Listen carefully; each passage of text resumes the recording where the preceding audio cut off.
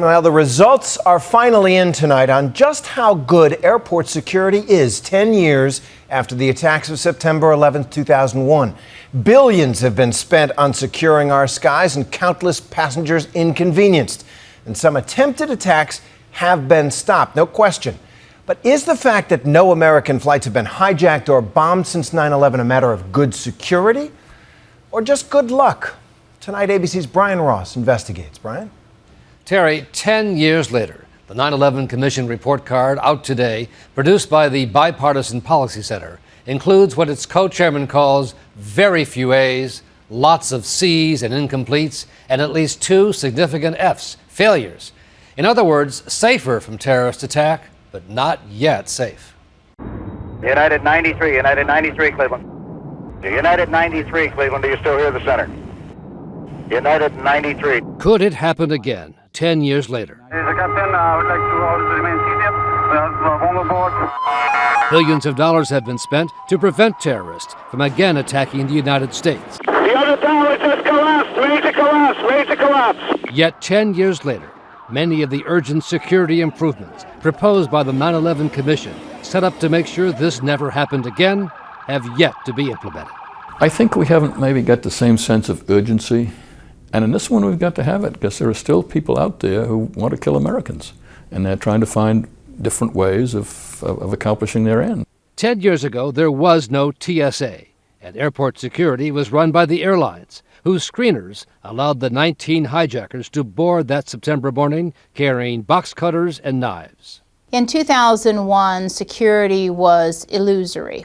The airlines pretended to deliver security, and the government pretended to find it okay. 2 of the hijackers were even on a border watch list, but they were still able to board their flights. A former TSA administrator, Kip Hawley, says that could not happen today, and their plot would be stopped. The 9/11 plot, as it was designed then, would be highly unlikely.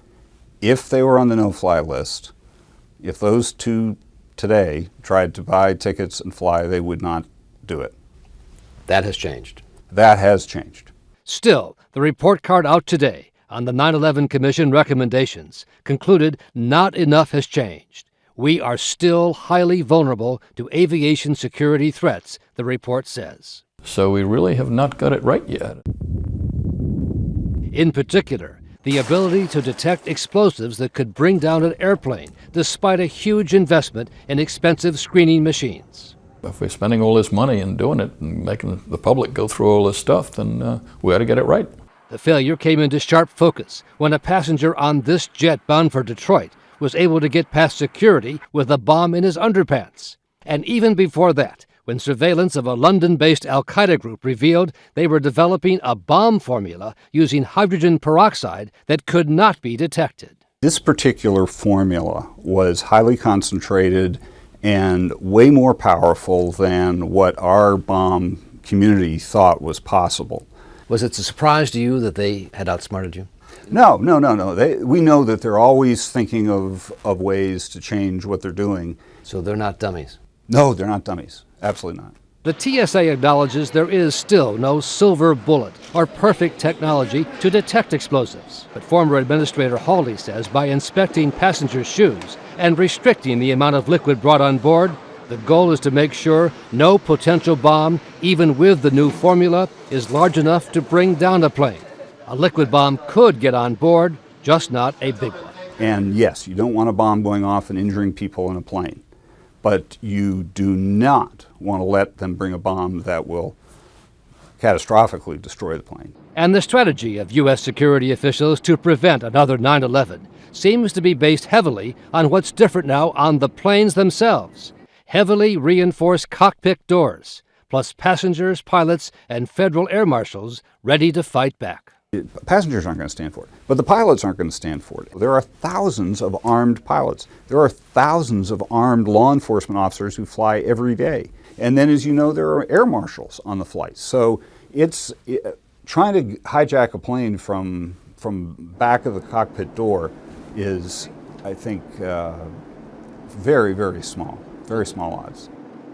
The report card does praise the FBI and the CIA for finally working together and credits them with disrupting many plots and bringing to justice many terrorist operatives. The most recent example, the killing earlier this month of al-Qaeda's number 2 man in Pakistan, who ABC News has learned was the main contact between Osama bin Laden and the al-Qaeda network.